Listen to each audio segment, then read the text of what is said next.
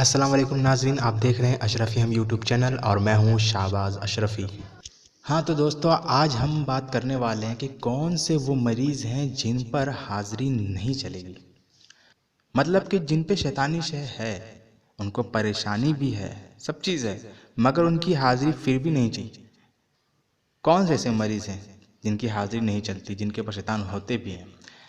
تو آج اس ویڈیو میں ہم یہی جانیں گے کہ وہ کون سے مریض ہیں جن پہ حاضری نہیں چلے گی۔ سب سے پہلے اس مریض پر جس کو پریشانی تو بہت ہے، تکلیف بہت ہے، اور وہ عدالت بھی کر رہا ہے، حاضری بھی لگا رہا ہے، اس کے باوجود بھی حاضری نہیں چل رہی ہے، تو سمجھ لیجئے کہ اس مریض پر شیطان نہیں ہے شیطانی پریشانی، مگر اس کے اوپر جو ہے شیطان نہیں ہے، اس پر حاوی شیطان نہیں ہے، شیطان گھر کے کسی اور شخص پر ہے۔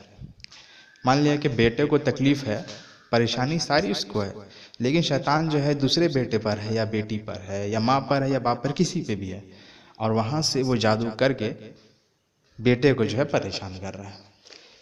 ان دیٹ کیس اس پہ حاضری نہیں چلے گی۔ ایسے میں کافی وقت گزر گیا اور حاضری نہیں چل رہی ہے، آپ کو سمجھ لینا چاہیے کہ سارے گھر کے جو آپ کے پریوار کے لوگ ہیں، مطلب آپ کے پریوار، دوسرے آپ کے بال بچے جو بھی ہیں، ان کو لے کر کے بیوی کے ساتھ، سب کے ساتھ عدالت میں بیٹھیں، چھلا لگائیں، اور یہ چھلے کا طریقہ ہے اس کو پوری طرح سے فالو کریں اور حاضری لگائیں، تو جس پر بھی شیطانی شے ہوگی اس پہ حاضری چلے گی۔ کچھ ٹائم لگ سکتا ہے لیکن حاضری چلے گی۔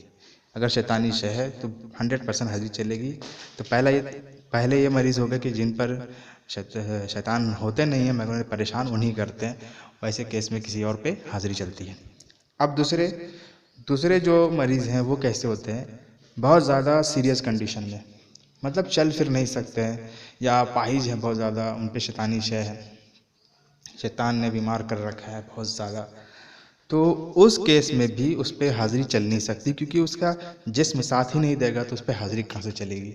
حاضری پھر کسی اور پہ چلے گی، اور جو بھی ساتھ میں ہوگا گھر کا، اسی پہ چلنے کی زیادہ امید ہوتی ہے۔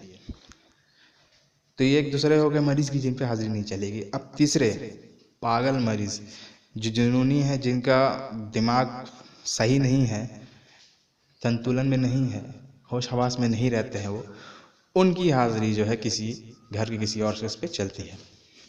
ایسا نہیں ہے کہ آپ مریض کو لے آئیں اور اسے رکھ دی کہ بھائی اسی پہ چلے گی، ایسا نہیں ہے، گھر کے کسی بھی شخص پہ حاضری چل سکتی ہے۔ تو سب کا ہونا ضروری ہے، اور لازمی ہے کہ جب آپ پہلی بار جا رہے ہوں درگاہ پہ حاضری لگانے، تو پورے پریوار کے ساتھ ہی جائیں۔